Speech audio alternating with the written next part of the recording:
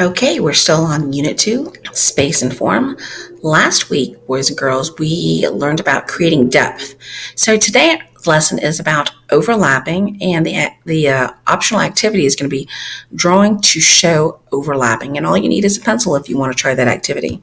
So let's check it out for the day.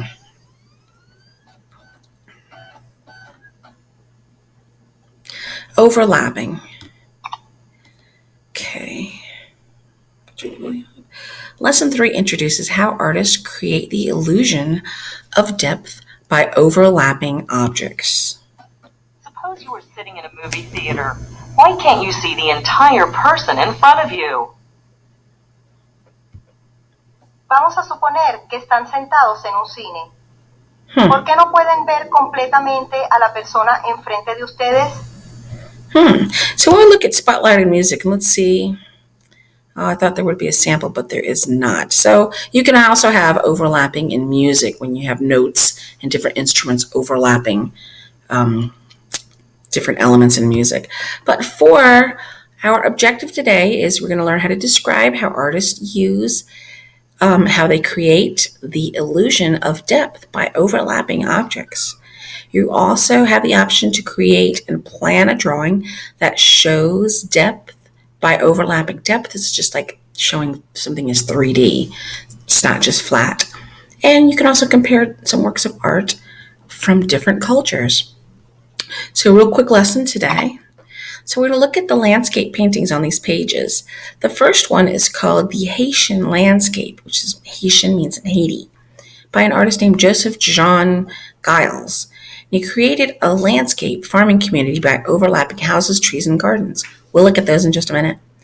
And then the other one is by Sylvia Plemek Mangold, okay? And hers is called A Locust Tree with Maple. She added scenes, a sense of depth by painting branches that overlap each other. And this makes the trees in the front look closer to the viewer. Artists like to paint scenes from the environment and where they live. So you look out your window and find some examples of objects that you would like to overlap. If I were to paint some pictures, I would actually have a lake right outside my window. So if I wanted to paint something, I would overlap the bushes and the trees that I see up front. And then I would have the water and then the bank, and then there's different like ducks out there. Maybe I could overlap different things. So let's take a look here at these works. We're going to study both paintings to see how overlapping can create a 3D feeling and create depth, and we call that depth. So let's click on Sylvia's picture, and let me make sure I say her name right. Sylvia Plemek Mangold. Oh, Sylvia Plemek Mangold. She's from New York City. Okay, so we can read about her later on. But she studied in her doing her landscapes of the Hudson River Valley where she lived, and then her artwork does not fit easily into any type of category. She just likes a lot of realistic looking artwork. Okay, and let's check it out. So we're looking at. Remember, she's an American artist. She painted this in 1990. It's the year that I graduated from high school. I am old, huh? So let's look at these trees. She didn't just put the trees next to each other. She put some in the background, and you can see how some are darker, and then the ones in the front are bigger, and they're lighter. And then as it gets further away, it almost looks like it's fading into the fog, and you can't really see too much. But she put one in front of the other. Okay. And this one right here, they're talking about let me see if I said his name correctly also. Dun, dun, dun.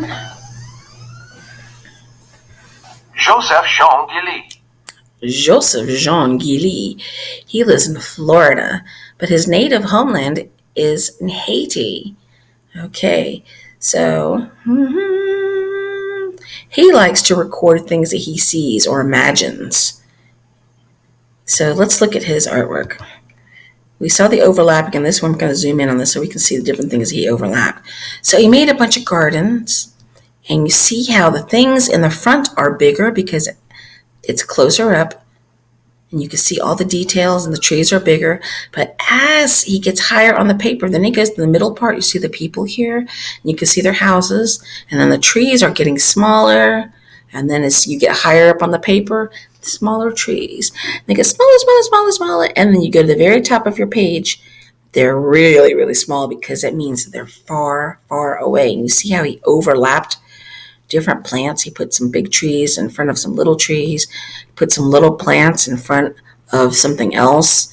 And even the people are on top of the fields. And you can see all kinds of things. This house is overlapped, and behind the house there's like some other things in the background. So you can do that too. We're going to show you how.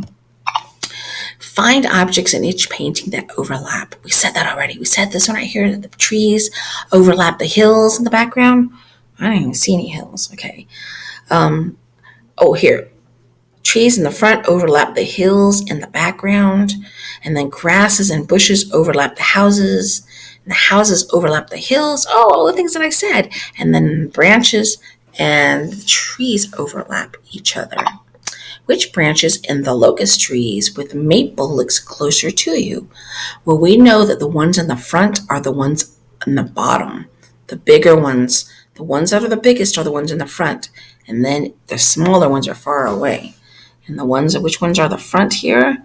It says the branches that are overlapped look further away, and the ones that are closer up are the things at the bottom. What objects covers parts of a house? What objects cover part of the house? Oh, look, here's part of the house. I see a hill, and I also see some plants. I also see some more plants and a tree covering this house. What do you see? Some more bushes and trees. I didn't even realize there are houses back here. Do you see any houses back there? We have this. Let's zoom in. I'm going to zoom in. Dun, dun, dun. I see a house right there. Look at that. Ooh, I see a house there. And the houses get smaller, smaller. The further away, the smaller they get. And look, there are even tiny little houses in the background. So everything overlaps. The houses. Pretty cool. So let's look at this real quick, friends. Describe the objects you see in the landscape that looks closest to you. I already said that. So overlapping happens when one object covers another object. So when you overlap it, the one that's in the front always looks like it's the closest, and the one that you put behind looks like it's smaller.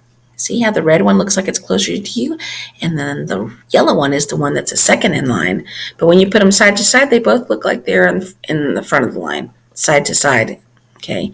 When objects overlap, they create depth, not depth, or the appearance of distance on a flat surface. So the object in the front appears closer, and the second one appears farther. Here they look like they're lined up, but here, this one is in the front, and this one is in the back, and you can't see all the details. Oh, you can only see part of them. How can you draw shapes that overlap? How can you draw shapes that overlap? Let's go to the next screen. Drawing shapes that overlap, you can practice by drawing some shapes. First, you draw a really big one in the middle, and then you draw another one right behind it, and maybe it's missing part of it. And then you don't have to draw the whole thing, you only draw part of it. And look behind that one. Try recreating this on a piece of paper. Start with this one and the first one, and then put another one kind of behind it, and don't finish it. Just stop right there. Draw top part of a square and stop it right there, and draw part of a circle. Then it looks like they're all lined up from first, second, third, and fourth. Now what you can do is to think about how the artist created depth in 3D by overlapping the branches in this picture. This is an artist named Darius Robinson, and he was age 9, and he created a bunch of trees. And let's try to figure out which one is in the front. It's kind of hard to tell between. Oh, I can see this. You have to look very closely. Looks like the white one is in the front because it's overlapping the gray tree. And if you look closely, the little blue branch goes underneath the white, so we know this is in the front. And then we know this is not in the front because this is behind the gray one, and the gray one we know for sure is behind that one. And then we know the pink one is behind that one. See, you can see where it is. This is how he created some depth by overlapping the branches. So this is what you can do if you want to. How do trees look, especially the fall trees that you see where the leaves are falling off the tree right now? When you're walking towards them, create a drawing of overlapping trees and branches. Here is an example of what it could look like. Let's zoom in close. How do the trees look? Think about the different parts of the tree and how do the branches look. First, I would draw one big one, and then I would add some behind it where some parts of it are missing. And you can see this drawing right here. She drew a really, really big tree first, put another one behind it, and then maybe a house or something like that.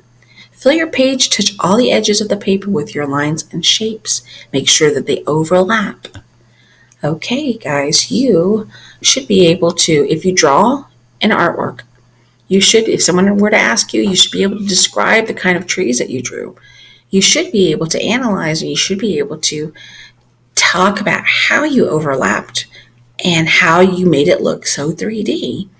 And if you were to change the drawing and they didn't overlap, how would you be able to tell which is in the front and which one's in the back? Pretty hard, huh? So how is your drawing like the paintings shown in the lesson? Or how is it different? So take the time to, after you do your drawing, to look at it and think about different ways that you could have done it to make it look more overlapped or things that you could change. So boys and girls, you are done with today's lesson.